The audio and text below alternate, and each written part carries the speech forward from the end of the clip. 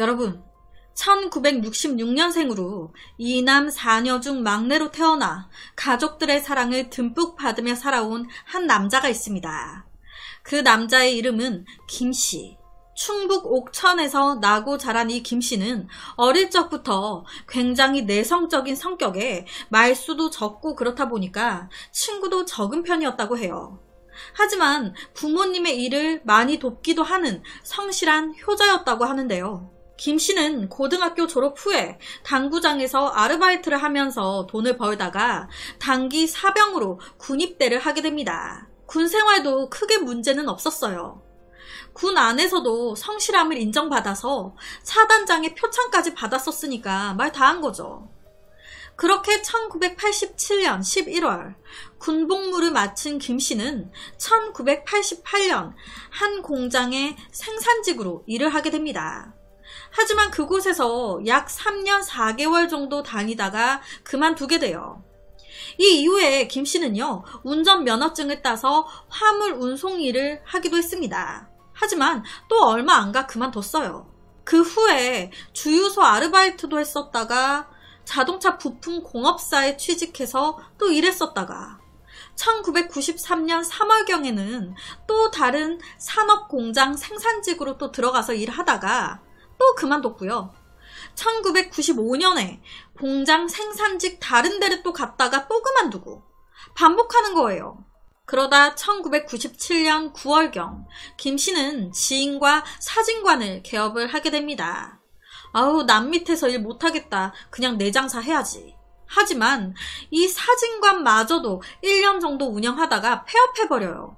왜? 장사가 안 되니까.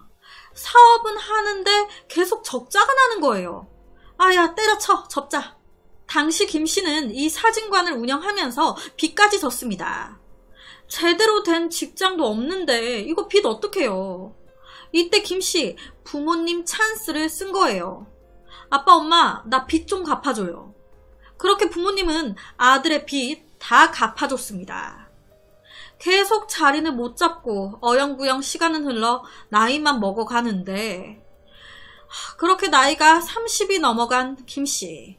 이때까지도 내성적인 성격 탓인지 여자친구와의 교제 한 번도 해보지 못했습니다. 여자친구도 사귀고 싶고 만지고 싶고 안고 싶고 여자랑 말도 해보고 싶은데 이렇게 쌓인 욕구 불만을 김씨는 유흥업소를 드나들면서 풀었어요. 하지만 유흥업소는 뭐 공짜입니까? 직장도 제대로 없는 김씨가 말 그대로 유흥업소만 막 다니면서 돈만 써대는데 그 돈 다 어디서 났겠어요. 다 빚인 거예요.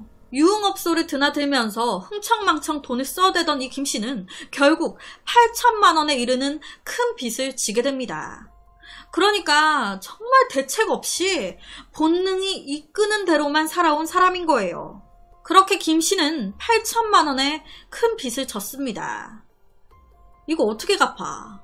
8만 원도 아니고 80만 원도 아니고 8천만 원인데 이 빚에 압박을 받던 김씨는 어떻게 하지 고민을 하다가 2003년 6월 1일 여관에서 스스로 왼쪽 손목을 긋고 자살까지 시도합니다. 아이씨, 모르겠다. 그냥 죽자. 하지만 이때 김씨의 자살 시도는 실패했고 입원 치료 중인 김씨를 불쌍하게 여긴 누나들이 이 동생의 8천만 원의 빚을 모두 갚아주게 돼요. 가족들 입장에서는 막내 아들로 너무 소중했으니까 사랑했으니까 감싸줬던 거겠지만 뭔가 좀 안타깝죠. 여튼 이렇게 김씨는 또 한 번의 위기를 모면하게 된 거예요. 처음에는 아빠 엄마 덕에 두 번째는 누나들 덕분에. 그 후 김씨는 막내 누나의 남편을 따라다니면서 인테리어 일을 거두게 됩니다. 이때 김씨의 나이 40이 다 된 나이였어요. 부모님 입장에서는 다른 자식들은 다 자리 잡고 결혼해서 잘 살고 있는데 막내 아들만 나이가 40인데 결혼도 못하고 변변한 직장도 없이 막내 누나 매형 따라다니면서 그러고 있으니까 걱정이 많이 되셨겠죠. 정말 아끼던 막내 아들인데. 그러다 보니까 이 부모님은 혹시나 우리 막내 아들 김씨의 명의로 재산이라도 조금 있으면 결혼하는데 조금이나마 도움이 되지 않을까?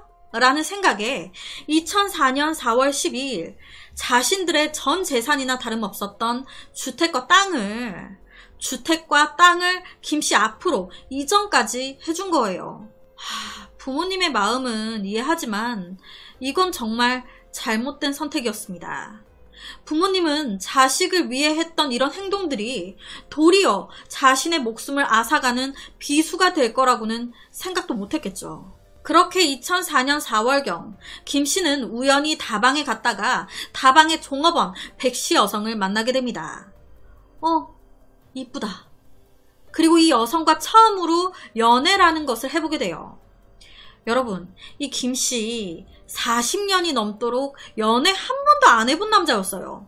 그런 남자가 한 여자와 연애를 시작했습니다. 정말 어마어마하게 빠져들었겠죠. 사실 이 백씨 여성은요, 11살 난 아들이 있었어요. 이혼녀였던 거예요. 하지만 이미 백씨에게 마음이 뺏긴 이 김씨는 이혼녀든 아이가 있든 말든 크게 문제가 되지 않았습니다. 거기다가 백씨가 나 당신과 결혼하면 당신 부모님 내가 모시고 살게요. 라고 먼저 또 말을 해준 거예요. 100점짜리죠. 시아버지, 시어머니 내가 모시고 살게요. 이 말에 김씨는 더 확고하게 마음을 잡은 거예요. 이 백씨 여성과 꼭 결혼해야겠다. 이 여자 내가 꼭 잡아야겠다. 이렇게 둘 사이는 문제가 없었습니다. 둘이 좋다는데. 그런데 여러분, 결혼은 둘이서만 하는 게 아니잖아요. 어른들의 허락도 필요하잖아요. 이 김씨의 부모님 입장에서는 애지중지 키운 막내 아들이에요. 빚도 다 갚아주고 재산까지 넘겨줄 정도로 엄청 애정이 있었단 말이에요. 그런데 그런 아들이 이혼녀의 11살 애까지 딸린 여자랑 결혼을 하겠대. 어느 부모님이 쉽사리 바로 허락을 하겠습니까? 이런 부모님의 반응은 김씨 또한 예상을 하고 있었습니다.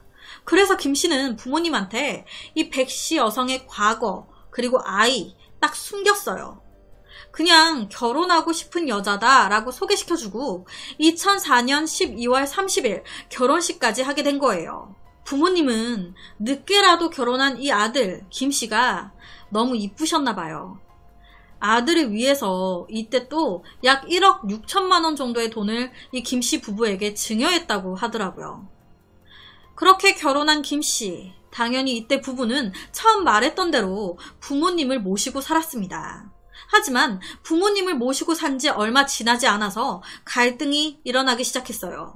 아내인 백씨가 나 살림하는 거 지겨워 라고 하면서 김씨한테 다방을 차려달라고 요구한 거예요. 나 살림 못하겠어. 다방 좀 차려줘요. 나 일하게. 하지만 김씨는 다방을 차려줄 수가 없었어요. 어떻게 차려줘요? 좀 그 다방이라는 이미지가 좀 안 좋잖아요. 부모님도 다 알게 돼버리고. 그러니까 옷가게를 설득해서 차려준 거예요. 다방하지 말고 옷가게를 해봐. 2005년 3월 옷가게를 시작한 백씨. 남편이나 아내나 어쩜 일이 똑같은지 백씨 또한 옷가게를 시작한 지 2달도 안 돼가지고 그 옷가게를 자기 동생한테 넘겨버립니다. 그리고는 얘기하는 거예요. 여보, 나 옷가게 말고 다방 차려줘, 다방. 쪼르는 거예요. 다방만 자꾸 해달래. 결국 김씨는 2005년 5월 아내 백씨가 원하는 대로 다방을 차려주게 돼요. 하지만 백씨의 무리한 요구는 계속됐습니다. 2005년 7월 22일 여보, 내가 시부모님 정성껏 모실 테니까 시부모님이 당신한테 주신 그 땅과 주택 있잖아. 그거 절반만 나한테 넘겨주면 안 돼? 재산 넘겨달라고 요구한 거예요. 그리고 이런 요구 김씨는 받아들였습니다. 넘겨준 거예요. 하지만 여기서 백씨의 요구는 끝이 아니었어요. 여보, 나 더 큰 다방 운영하고 싶어. 더 큰 다방 차려줘. 그리고 이 김씨는 이 요구까지 다 들어줘요. 정말 거의 백씨가 해달라는 대로 다 해준 거예요. 이때 김씨는 매형과 함께 하던 인테리어 일을 그만두고 아내가 운영하는 다방, 그 다방의 오토바이 배달 같은 거를 도와줬다고 하더라고요. 그런데 여기서 문제는 김씨 부모님이 이 모든 걸 알게 됐네.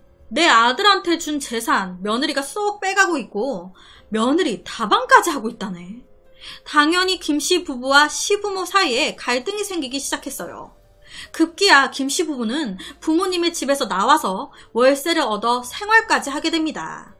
그런데 웃긴 게 이 시부모님의 반대를 무릅쓰고 다방을 운영하는 건데 그것도 잘해서 잘 됐으면 몰라. 결론은 그 다방도 쫄딱 망해요. 자기가 잘할 수 있다고 해서 차려줬더니 다 망해먹고 있어. 그러면 속 좀 차려야 되는데 이 백씨의 욕심은 끝이 없었습니다. 왜? 해달라는 대로 다 해주니까.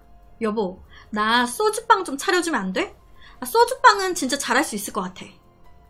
그런데 이 멍청한 김씨, 그걸 또 차려줘. 그럼 그 소주빵은 잘 운영했냐? 아니요. 그 소주빵도 말아먹었습니다. 소주빵 막상 운영해보니까 너무 힘들어. 안 할래. 2006년 3월 폐업. 남편도 문제지만 아내, 와이프도 이상한 게 하나 기어 들어와가지고 옷가게 차려줘, 다방 차려줘, 소주빵 차려줘. 그렇게 차려줬다가 다 말아먹고 돈도 다 탕진하면서 있던 재산까지 다 말아먹고 엄청난 빚까지 지게 된 거예요. 근데 진짜 가지가지 하고 있죠. 이런 상황에서 2006년 3월 백씨 임신까지 했네? 김씨의 자식을 임신한 거예요. 이에 다시 김씨는 막내 매영이 하는 인테리어 일을 다시 다니면서 생계를 유지해 나갑니다.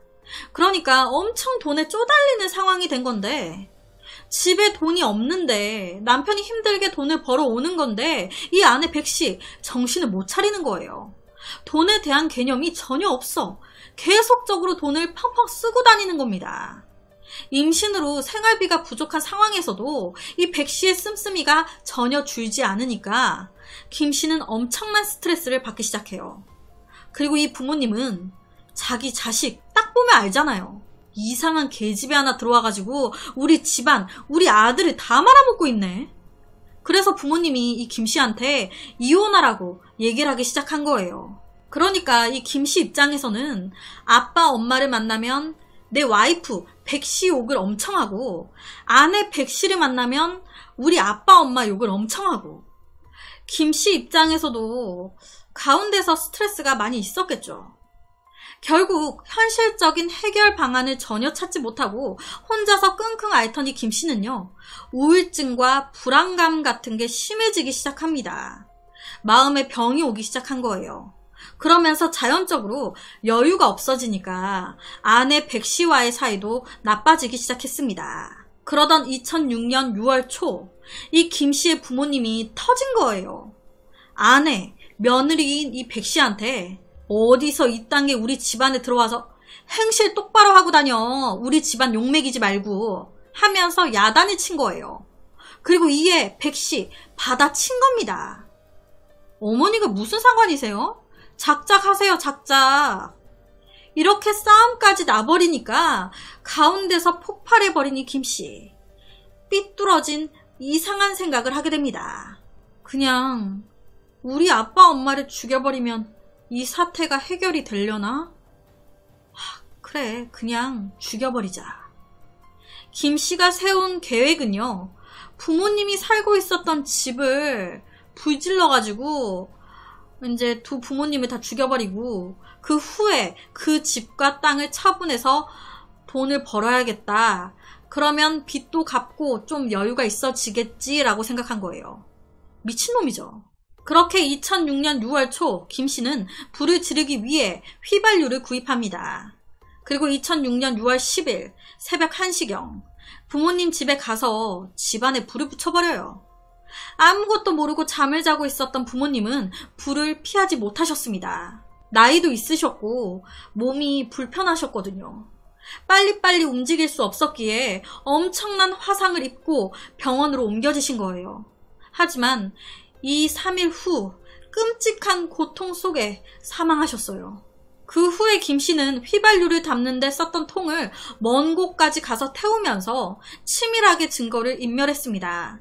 그리고 김씨의 이런 계획은 성공했어요. 왜냐? 경찰 아무것도 밝혀내지 못했거든요. 그 후에 김씨는 계획했던 대로 부모님의 주택과 땅 내놨습니다. 그런데 안 팔리는 거예요. 우리 부모님까지 죽이면서 네가 쓴 그 돈, 그 빚을 갚으려고 했는데, 백씨 너 때문에 내가 우리 부모님까지 죽였는데, 이 아내 백씨는 네가 그렇게 한 거지 내가 하라고 했냐? 라는 식으로 아랑곳하지 않고 계속해서 심한 소비를 하면서 빚을 계속 만들고 있는 거예요. 와, 그런데 이런 와중에 알고 보니까 아내 백씨가 김씨 이름으로 생명보험에 가입까지 해놨네. 와, 이 여자 봐라. 내가 죽기를 바라는 거야? 나는 너 때문에 우리 부모님까지 죽였는데? 엄청난 배신감과 분노를 느끼게 된 거예요. 부모님을 살해한 이 김씨에게 죄책감, 살인의 공포 이딴 거 전혀 없었습니다. 오히려 더 치밀하게 이 아내 백씨를 죽일 계획을 짜기 시작했어요. 그렇게 2008년 11월 26일 오후 5시경 김씨는 아내 백씨에게 수면제를 탄 커피를 먹인 후에 백씨와 딸을 데리고 함께 외출을 합니다. 그리고 밖에서 아내 백씨에게 술을 조금 먹여요. 나랑 애는 먼저 집에 갈게. 당신은 당신 동생이 운영하고 있는 포장마차에 가서 얘기도 더 하고 술 좀 더 마시고 놀다 와요. 그렇게 김씨와 딸은 먼저 집으로 돌아오게 됐고 이때부터 김씨는 살인 준비를 하기 시작했습니다. 칼을 준비해 놓고 이렇게 저렇게 해야지 시뮬레이션을 해본 거예요. 그렇게 밤 10시경 백씨가 완전 취한 상태로 들어왔습니다. 백씨는 김씨가 자신을 죽이려 한다고 상상도 못했겠죠. 왜냐? 이때까지 김씨는 자기가 시키는 대로, 자기가 말하는 대로 다 해줬고 거의 뭐 자기의 종이나 다름없었으니까. 이 사람은 나 없으면 안 돼 라고 생각하고 있었을 테니까. 그렇게 27일 새벽 1시경 김씨는 준비해뒀던 장갑을 끼고 백씨의 목을 조르기 시작했습니다. 그리고 강하게 저항하는 아내 백씨의 몸을 칼로 찌르기 시작했어요. 배와 옆구리, 목 등 무려 20회 가까이 찔렀다고 하는데 이렇게 백씨를 살해한 김씨는 자신의 어린 딸까지 살해했습니다. 이 딸이요, 당시 2살이었어요. 이 2살배기 어린 딸을 목 졸라서 살해했습니다. 도대체 이 애가 무슨 죄예요? 진짜 부모 잘못 만나가지고. 그러니까 이 김씨는 자기 손으로 자기 부모, 자기 와이프, 자기의 딸까지 다 죽인 거예요. 살해의 이유는 그냥 돈이 필요했고 나를 무시하고 짜증나고 힘들어서. 당시에 이 어린 딸을 살해한 그 수법이 정말 너무 잔혹했대요. 딸이 코와 이제 입을 막고 막 목을 졸라도 안 죽으니까 두 손으로 목을 더 강하게 졸랐고 그래도 안 죽으니까 수건을 가져와서 목을 졸랐다고. 이게 아이가 자꾸 발버둥 치고 울려고 하고 막 아빠 막 그러면서 눈을 딱 쳐다보고 막 그랬을 텐데 이 아내 백씨도 마찬가지고요. 살인의 그 순간 피해자들과 눈도 마주치고 그랬을 텐데 전혀 흔들림 없이 끝까지 그들의 목숨을 앗아갔다는 게 너무 잔혹하고 소름 돋습니다. 이렇게 가족을 모두 살해한 김씨는 범행 도구부터 자신의 알리바이까지 치밀하게 준비했습니다. 이런 짓 다 하고 노래방 가가지고 노래까지 불렀어요. 하지만 경찰, 이제 현장에 딱 출동했는데 외부인의 침입 흔적이 없네. 시신을 보니까 초반에 저항한 흔적도 크지 않고 아무래도 피해자들과 가까운 사람의 범행 같은데. 그렇다면 가까운 사람, 남편. 이 남편 김씨가 1순위 용의자가 됐고 이제 경찰이 강하게 추궁하니까 김씨 자백한 거예요. 결론적으로 이 김씨 무기징역을 선고받았습니다. 살인의 이유가 정말 말이 안 되죠. 돈 때문에 힘들고 돈이 필요했고 나를 무시하니까 짜증나고 힘들어서. 그래서 자기 엄마, 자기 아빠, 자기 와이프, 자기의 어린 딸까지 다 11살이었던 백씨의 이제 그 전 남편과의 사이에서 낳은 아들, 그 아들만 살은 거예요. 그 아들은 한순간에 엄마를 잃은 거죠. 최악의 폐륜 악마 새끼입니다. 무려 4명을 살해했어요.